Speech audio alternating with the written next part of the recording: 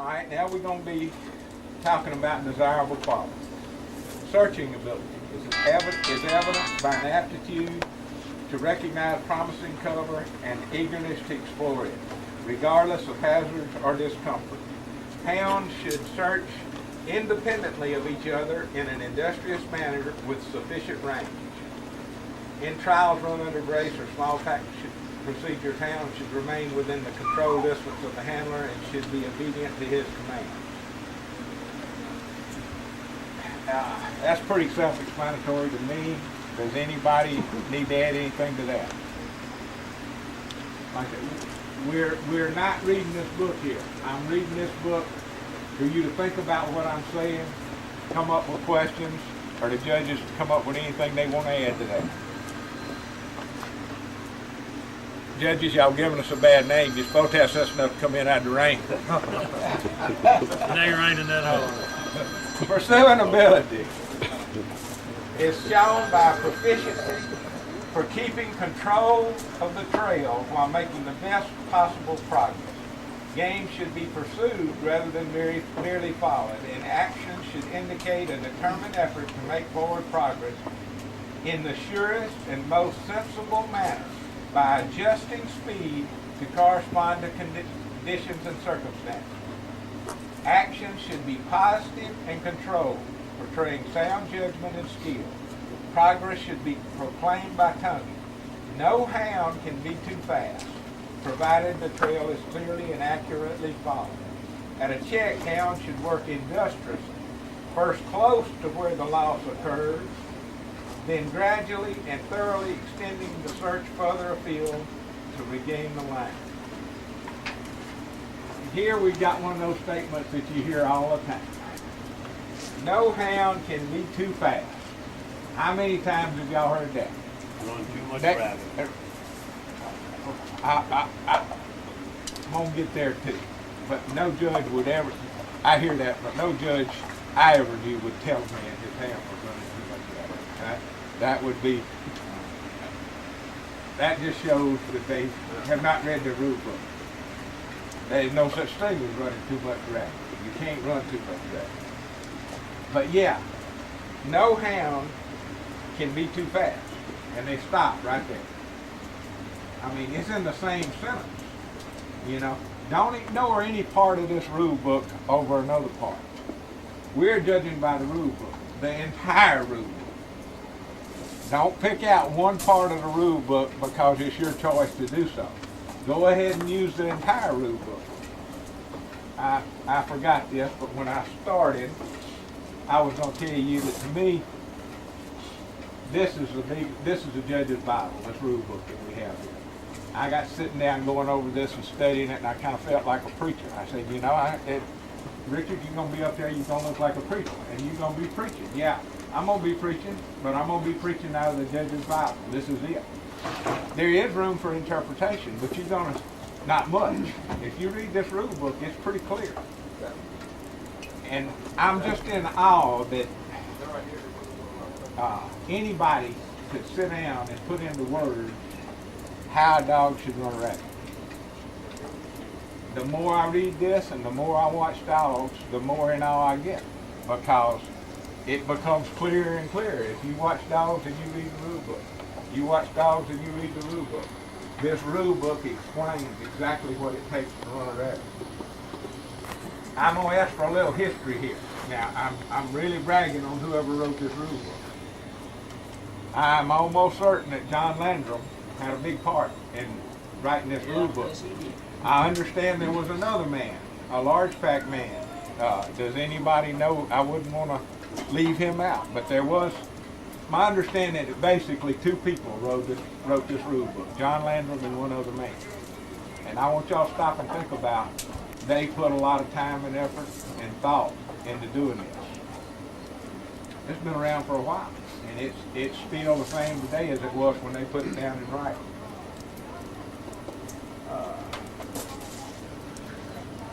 All right, this is the first time in the rule book there under pursuing ability where it talks about how a dog should hunt it at check.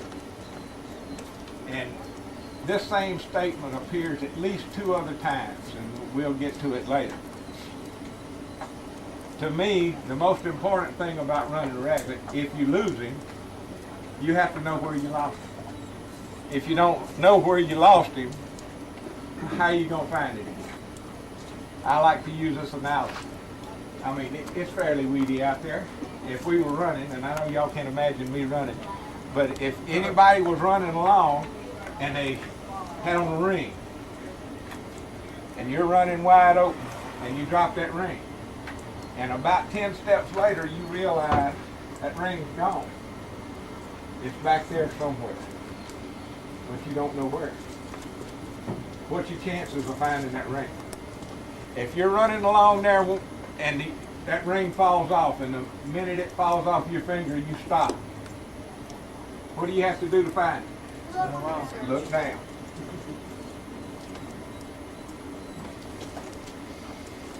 A dog has to know where he lost the rabbit to be able to regain it. If he knows where he lost it, basically he'll never lose it. He stops and looks down, there it is, and he's gone again. Does that make anybody have any comments about that?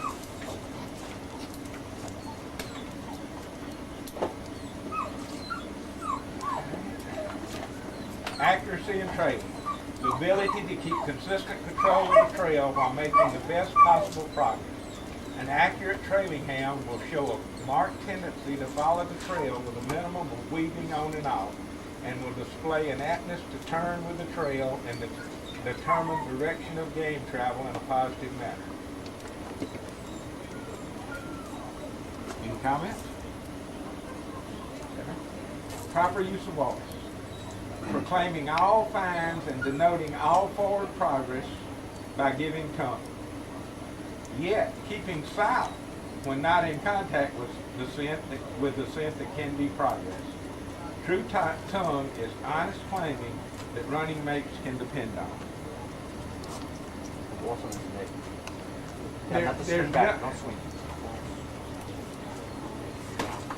There's nothing more disruptive to a pack than when you have a check and you have dogs run over here and bark. And they run over here and bark. The check's here. The dogs may have stopped here, but this dog barks over here. What are these dogs going to do? They're going to leave that point of loss and go over there and hark to him. That's what the rule book says they should do. They get over there, it's not there. The dog goes over here and barks. They go over there. Even when I'm listening to my dogs, everybody loves to have a constant race. But there's nothing more satisfying to me than a silent check. You know, if you're not running the rabbit, don't be barking. Endurance, ability to compete throughout the duration of the hunt and to go on as long as may be necessary. Adaptability. Okay, I kind of skipped, but I thought that one was self-explanatory. Adaptability means being able to adjust quickly to changes in sitting conditions and being able to work harmoniously with a variety of running mates. An adaptable hound will pursue its quarry as fast as conditions permit or as slowly as conditions demand. At a loss, it will first work close, then if necessary, move out gradually to recover the line. That's the second time you've heard how a dog should hunt a check. I mean, 2 pages, they've already brought that up 2 times, so that seems fairly important to me. Patience as a willingness to stay with any problem encountered as long as there is a possibility of achieving success in a workmanlike manner, rather than taking a chance by making the recovery more quickly through guesswork or gambling. Patience keeps a hound from bounding off and leaving work undone, and causes it to apply itself to the surest and safest methods in difficult situations. Anybody have any comment? And you youngsters, don't let me overlook you. If you got a question, get that hand up there. And one of these other fellows will answer. Okay? Determination is that quality which causes a hound to succeed against severe odds. A determined hound has a purpose in mind and will overcome. through sheer perseverance, many obstacles that often frustrate less determined running mates. Determination and patience are closely related qualities and are generally found in the same hound.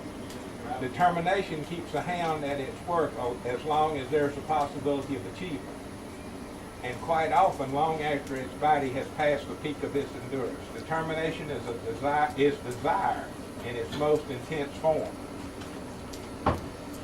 I know all of you seen dogs work.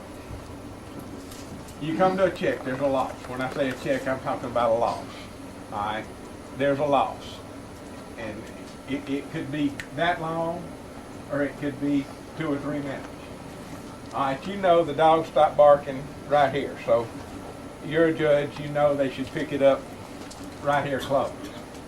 And while I'm talking about this, when I started judging, this rule book referred to a point of loss.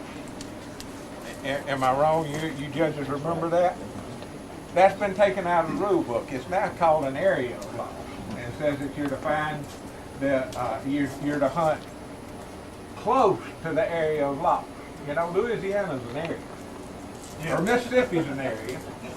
Louisiana, Arkansas, Tennessee, and Alabama are all close to Louisiana.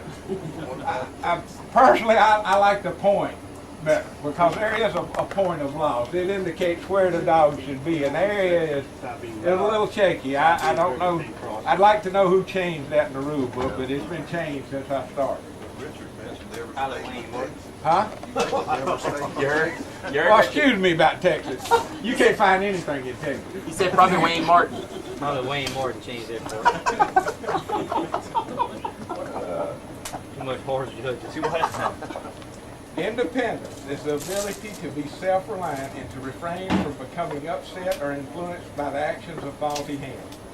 The proper degree of independence is displayed by the hound that concentrates on running its game with no undue concern for its running mates, except to hark to them when they proclaim a find or indicate progress by tongue.